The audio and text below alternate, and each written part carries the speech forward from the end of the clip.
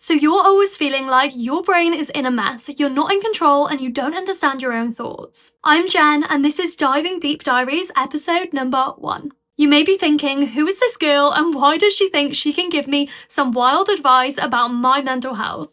I get it, and I'm going to hold my hands up and say I'm no trained professional, but I did spend years and years of my life suffering with anxiety, depression, feeling down, feeling like my thoughts controlled everything that I did and held me back massively. I spiraled into so many negative thought patterns, and I genuinely struggled a lot throughout my teen years to really function as a happy, confident human being. Whereas now I've done a complete 180 and I feel like I'm in such a better place to speak about this and offer my advice. So how do you unmessy your messy brain? 1. Notice. You are going to start to notice the thoughts you have. Now, this is something that I learned personally in therapy. I went to CBT when I was about 18, so a few years ago now, and it really helped me to recognize my own thoughts and really pay attention to them. And you need to start to do this. This is like the most important step in starting to cultivate change, because if you don't recognize something, you can't change it. It doesn't matter how significant these thoughts are. They could be something really small or they could be something big. You still need to recognize them. Like, as humans, we have something like 80 to 90,000 thoughts a day.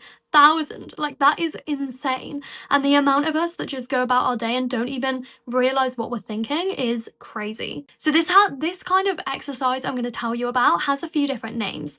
It's known in CBT and therapy, but it's also known in like the life coaching world, and yeah, it's a well-renowned technique that a lot of people use. But basically what you do is you write down your thoughts. So not every single thing, but if you notice that throughout the day you're thinking of a certain kind of thought, like for example, oh, I'm so ugly, or oh, I feel so demotivated, like, oh, why is that person looking at me? I must be weird, right? If you're having any kind of thoughts that are negative throughout the day, even if they're little ones, you need to write them down. So basically what you want to do is either open your notes app on your phone or a notepad, and you are going to write down all of the negative thoughts you have when you recognize them. So obviously the hardest part is starting to recognize them, and when you do, you need to just make sure that you write them down. Think of it as like a little thoughts diary, right? You're going to want to just keep track of your thoughts. Then what you're going to do, and this is where the work comes in, is you are going to reframe that thought. Now that sounds quite difficult and it doesn't sound like super easy to do, and it's not super easy to do. But what I want you to do is imagine in your head if your friend had come to you and said X, Y, and Z. So if your friend came to you and said, I just feel so ugly and I feel like people keep staring at me because I'm so ugly. Imagine if your friend said that to you, right? You would never ever agree with them, and you would never ever say that to them. And I mean, unless you're some kind of evil friend. But if you're a good friend, you're never going to think that about that person, and you're probably going to think they're stunning and beautiful and amazing. So what you're going to do is reframe that thought as if your friend had said it to you. So you want to do this on like a daily basis, and obviously over time this is going to become easier. At the start it's going to be really difficult, and at the start, you know, you may forget to write down your thoughts, and that's absolutely fine. Do it for at least a few weeks, and remember to always reframe it. Studies have actually shown that if you keep a diary of your negative thoughts, over time it actually does reduce the feelings of hopelessness and depression. So by doing this on a regular basis, it eventually does become automatic. And I know at the start it doesn't feel like it, but it will become automatic, because for me now, every single time I get a negative thought, I instantly reframe it in my mind. I don't even have to write it down anymore, because I've got so used to doing it that I instantly reframe it, and I'm like, no, I'm being ridiculous to myself. I'm being unfair to myself. Try it, be consistent, and I promise over time it will help, and you will completely change your brain chem. 2, take accountability and stop victimizing yourself. Most of us go around living our daily lives feeling bad for ourselves. Like something bad happens and we're immediately like, oh, this always happens to me. Why is it always me? Why is this happening again? And we repeat patterns and we think, poor us, right? And we are the victim. And trust me, I've been there. I still can go there sometimes. And I think sometimes it's healthy to put yourself as a little bit of a victim. But long term, is it good to keep seeing yourself as a victim and, oh, bad things happen to me and that's just the way it is and my life's harder than other people's? No, you need to stop it. And trust me, this is coming from someone who's had her fair share of trauma. I had a difficult childhood in a lot of ways.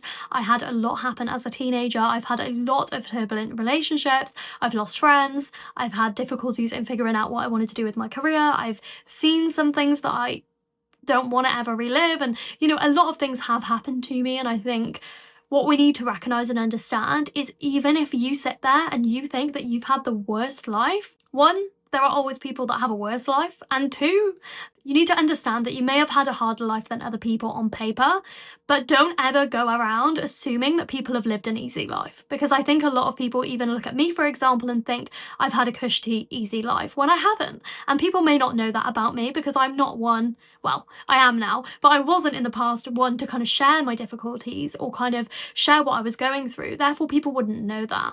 And I think we need to recognize that everybody, and when I say everyone, I mean everyone, even the person who you think has it all figured out, has the perfect life, has everything in order, they have gone through their fair share of trauma, issues, and difficulties. There is not one person on this planet that has had it easy breezy and has never gone through anything. The person who you think has the richest, best life, gets everything they want, maybe they're secretly going through an eating disorder. The person who you think has had the most challenging life, they could actually be really happy. We can't really judge people by what we think they've gone through. At the end of the day, we have all gone through stuff, and the more we victimize ourselves, the more bad things we're going to draw to us. And people don't want to be honest about that, and people don't want to admit that to themselves.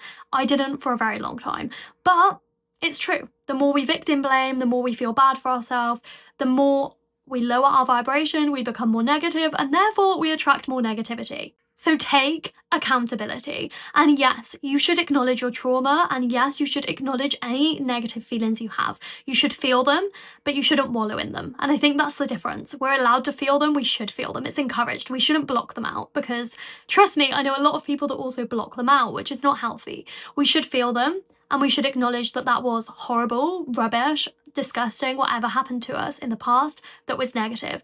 And a lot of the time these things wouldn't have been our fault, like a result of abuse or someone being a horrible person to us, or even like an accident that happened, right? A lot of those things, they're not anything to do with us and they're not our fault. And we need to recognize that they're not our fault, but they are traumatic. So we should accept that and we should feel that, but we shouldn't just wallow in it and make it our whole identity. And yes, it's scary to admit these things to ourselves, and it's scary to be honest that we've gone through something rubbish and to not let it define us. But you've got to kind of understand that that happened and own it, which moves on to the next step, which is to be scared. Being vulnerable is so scary, and I struggled with vulnerability for years. I wouldn't even tell my friends if I was upset about something. I wouldn't cry in front of a friend or family member for God knows how many years. And it's only, I would say, the last 3 or 4 years that I've really opened that can of worms. And it's been terrifying. And do I still get a little on edge when I start bawling my eyes out in front of someone? Yes. And is that normal? Yes. And it is normal to feel scared to be vulnerable. It's so common, more common than people care to realize, I think. But unfortunately, most people live their lives trapping themselves in their own feelings and not even recognizing that. They feel negative things, they maybe repress them, and then that shows in their behaviors. Maybe that shows in a lack of confidence, which means they don't go for the things that they want. Or maybe that shows in more needy behaviors, like being overly reliant on someone. It shows and manifests in so many different ways, even down to addiction and obsession and mental health issues. But a lot of us let our feelings eat our insides, basically, and over time completely destroy our lives. And I know that that's scary to admit, but it's really, really true. But hey, you're doing more than most because you're here and you're listening to this video, which means you probably want to do some self-improvement and you probably do want to feel your feelings even if you're scared. So that's good, because most people won't. So like I said, I used to completely shut my feelings out, close the door on them, try and forget about them, and cry in peace on my own. Now I open my arms to those feelings. I literally welcome them with open arms. I'm like, come to me, I'll hug you, we'll be there for each other, we'll cry, we'll get angry, whatever the emotion is, and we'll work with it. You've got to remember as well that every single person who you look up to, who seems healed, who seems to have their ish together, they have probably gone through this healing stage and come out the other side of it. And they've had to be scared and they've had to be vulnerable and they've had to face their difficulties. A little task I recommend doing if you want to work through this properly is to do a life timeline. We call it just a timeline, I think, in life coaching, but you basically start with when you're born and now, and you basically do a little line. I'll insert a overlay of mine.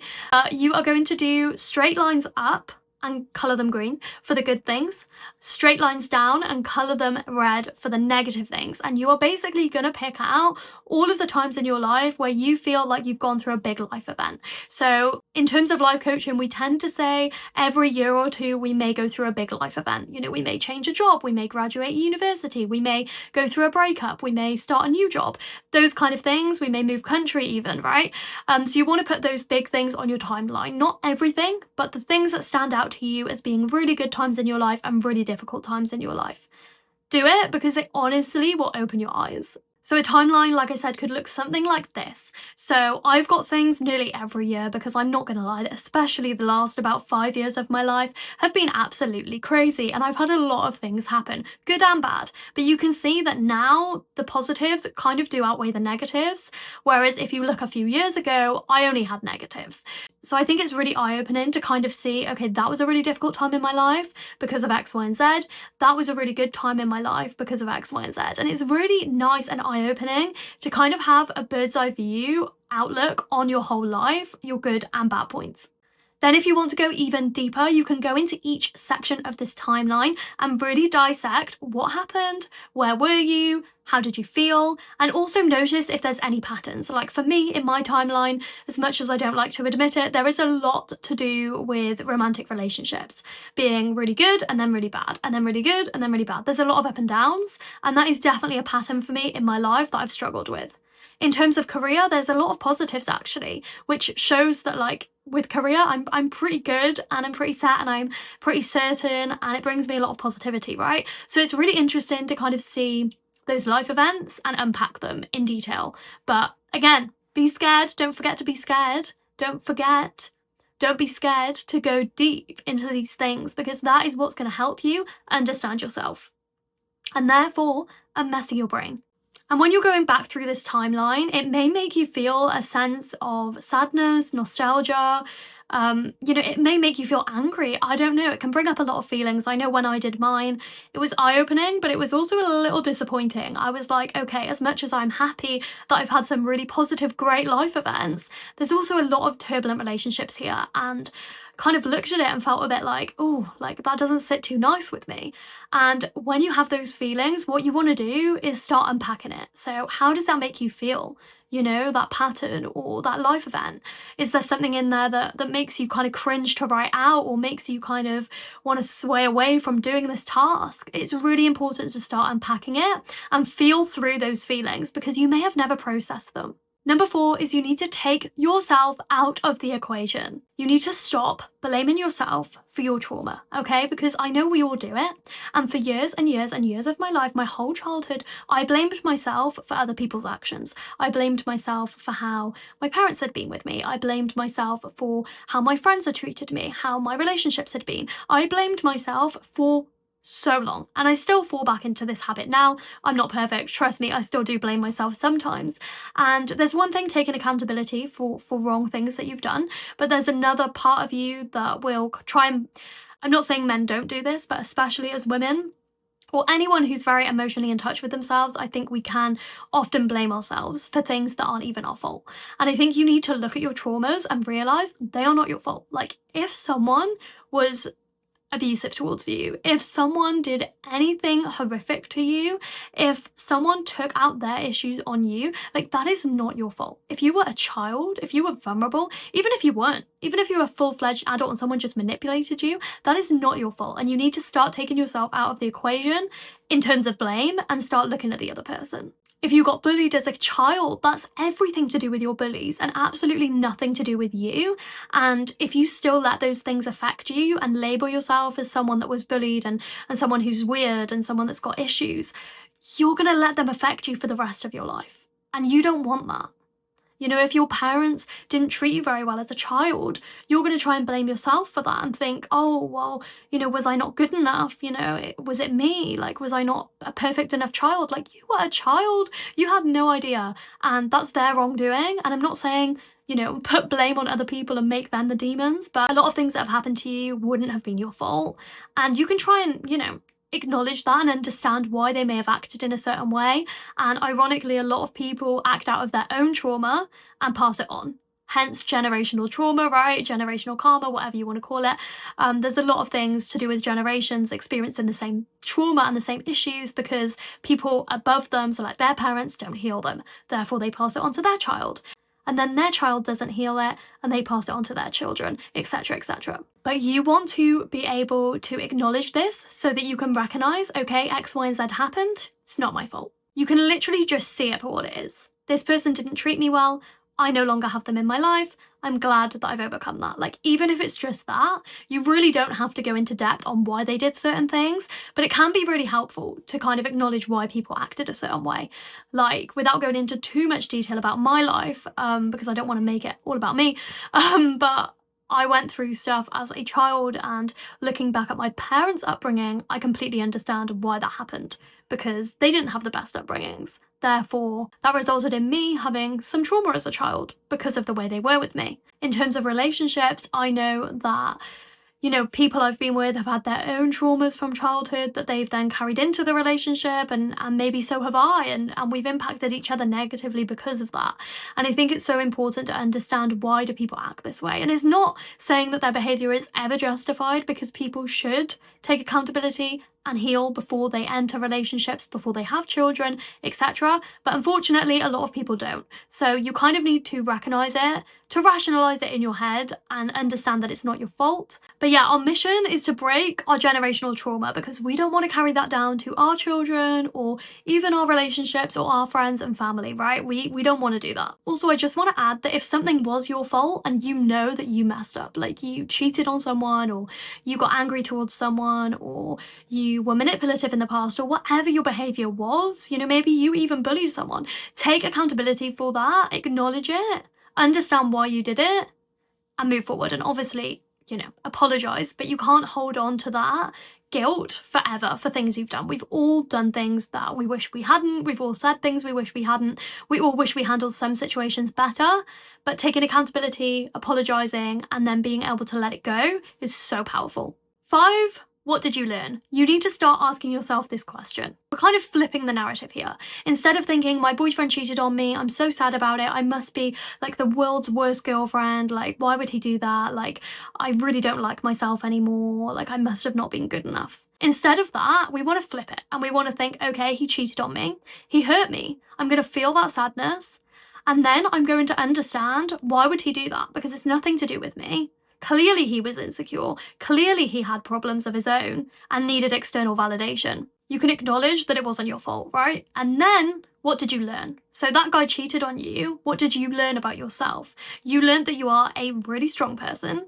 You learned that you do not want to deal with that BS in your life and that you will walk away from him. And you also learned that you deserve a hell of a lot better. So you can really just kind of never justify their behaviour, like I said, but you can always kind of rationalise it and understand that to move forward, you need to accept it and take it as a lesson. Are you going to be a bit more cautious when you enter new relationships? Are you going to look for someone who's really trusting? Are you going to make sure, obviously you can never prevent someone from cheating on you again, right? But we can do the best to improve our self-esteem and our self-confidence, so we attract people that also have a high level of confidence and self-esteem, right? And sometimes there will be nothing groundbreaking. Horrible things do happen, unfortunately, quite regularly to us. Like, I witnessed something as a child that I wish I'd never seen. I basically, in summary, witnessed a little girl who was around my age drown, and I remember it, and it still haunts me to this day, like seeing her. She did survive in the end, but it really traumatizes me. But I can acknowledge it, understand it, and move past it. And sometimes that's all you can do. And number 6, the final step, is to be delulu and become grateful for your losses. I know some of you are sitting there rolling your eyes thinking, why would I be grateful for any of my pain? This is horrific. Trust me, I get it. I have literally been through 5 breakups.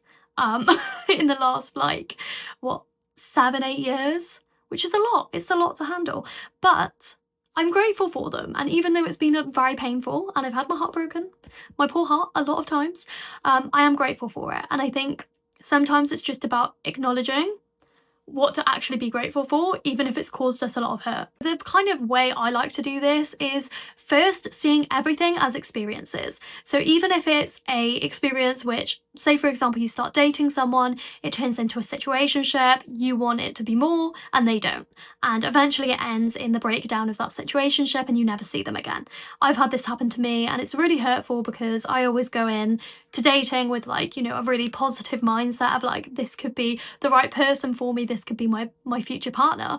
And unfortunately a lot of people don't, right? And a lot of people lie and pretend and manipulate, and it's really horrible when you go into that situation. In that situation, you can either feel bad for yourself, say you're not going to date again, you're so fed up with men, or, you know I do the narrative as well of like, men aren't worth my time, like I can't be bothered with them anymore. We all do it, and maybe men do it for women as well, right? They probably do. So we can either see it as like a negative experience, a waste of time. You know, how many of you have spoken to a friend about someone they were dating and they're like, oh, I've just wasted 6 months of my life. Like, we can either see it as a negative, and trust me, I know that that's your autopilot because it was mine too.